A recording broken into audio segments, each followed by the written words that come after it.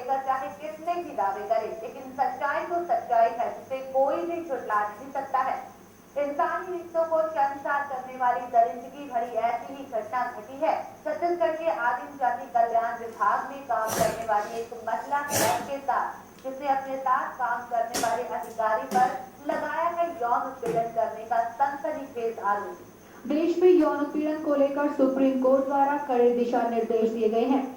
इसके बावजूद supreme court के आदेशों की धज्जियां उड़ाई जा रही हैं। छत्तीसगढ़ के आदिम जाति कल्याण विभाग में छत्तीसगढ़ राज्य के आदिम जाति कल्याण विभाग के ट्राइबल रिसर्च सेंटर में महिला क्लर्क ने अपने अधिकारी पर यौन उत्पीड़न का सनसनीखेज आरोप लगाया है। पिछले 1 वर्ष से पीड़िता को जबरन दुष्कर्म करने का दबाव बना रहे थे। पीड़िता द्वारा विरोध करने पर उसका वेतन भी रोक दिया गया। पीड़िता ने लोक लाश के भय से अधिकारी के खिलाफ शिकायत नहीं करने की वजह से अधिकारी का हौसला और भी बुलंद हो गया। उनका बहुत ऊपर लेवल तक पकड़ है, इस कारण से मैं उनको कुछ बोलती नहीं रही। लेकिन 28/6/2013 को जब मेरा जो है तनख्वाह कार्यकाल का जो मैं कार्य करी थी उसके 3 महीने का तनख्वाह उसने रोक दिया आखिर में कि मैं उसकी बात जब तक नहीं मानूंगी तो मुझे नहीं देगा तनख्वाह। फिर वो कुलेश्वर प्रसाद धूर जो है वो उप संचालक है हमारे कार्यालय में। सैलरी की बात करते थे तो क्या करते थे? तो जब मैं सैलरी की बात करने जाती थी तो बोलते थे दे देंगे, निकाल देंगे। ऐसा करके 3 महीना उन्होंने बिता दिया और मुझे सैलरी नहीं दी, जबकि वो मेरे कार्यकाल का था। छुट्टी पीरियड की तो सैलरी मैंने कभी ली ही नहीं, क्योंकि जब मेरी छुट्टी होती थी, और छुट्टी इसी के कारण लेती थी क्योंकि ये मेरे प्रताड़ित करता रहा है। बार बार मैं टेंस होकर प्रेशर आके, मेरे बीपी के वैसे ही मरीज हूँ और मुझे टेंशन हो जाती थी तो मैं घर बैठ जाती थी। इसके बावजूद भी अधिकारी के खिलाफ कोई कार्रवाई नहीं की गई। बहस खानापूर्ति के लिए 1 माह के लिए निलंबित किया गया और एक जांच टीम का गठन कर अधिकारी को क्लीन चिट दे दी गई और उसी विभाग में पदस्थ कर दिया गया।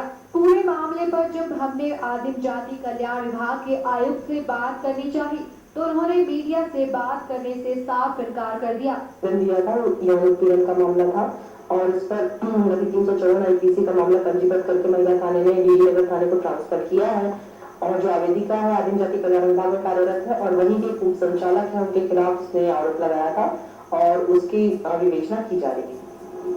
ये जो मामला है ये कितना पुराना मामला है?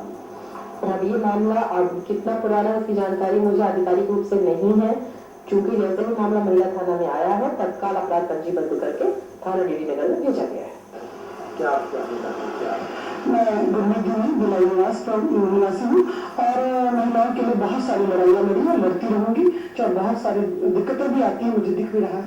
लेकिन ऐसी महिलाएं जो कहीं प्रशासन में काम कर रही हैं, स्वावलंबी हैं, अपने पैर पे खड़ी हैं, पिछले 11 सालों से काम कर रही हैं, अगर वो इस नैतिक जिम्मेदारी को निभा रही है, अपने घर परिवार का जो एक स्वावलंबी बन के अपने परिवार को संभाल रही हैं, उन महिलाओं को कहीं रोड में खड़े होकर और खड़े करके उनको तमाशा बनाने की कोशिश की जा रही है और सुप्रीम कोर्ट की धज्जियां उड़ाई जा रही है। जो उन्होंने कहा है, निर्देश दिए हैं, उन निर्देशों का पालन नहीं हो पा रहा छत्तीसगढ़ शासन में। एक तरफ हम महिला कहते हैं, महिलाओं के लिए कहते हैं समाज गढ़ेगी, पढ़ेगी, आगे बढ़ेगी। हम क्या पढ़ेगी और क्या समाज गढ़ेगी जब महिला को वस्तु और मुद्दा बना के हम सामने रख दें, जबकि वो सिद्ध है, उसने सिद्ध किया है, वो काम कर रही है। और काम करने वाली महिला को अगर अपने बात के लिए, अपनी तनख्वाह के लिए अगर अधिकारी के पास जाती है, जिसका पिछला रिकॉर्ड, उसका खुद का भी, इसका भी रिकॉर्ड देख सकता है शासन भी और लोग भी, उसके बाद उसको क्लीन चिट दिया जाता है इस महिला के मामले में और वो अधिकारियों द्वारा, कोर्ट के द्वारा नहीं। आज FIR हो रही है, FIR हुई है 30 तारीख को मेरे द्वारा, मैं खुद जाके इस पर पहल करी हूँ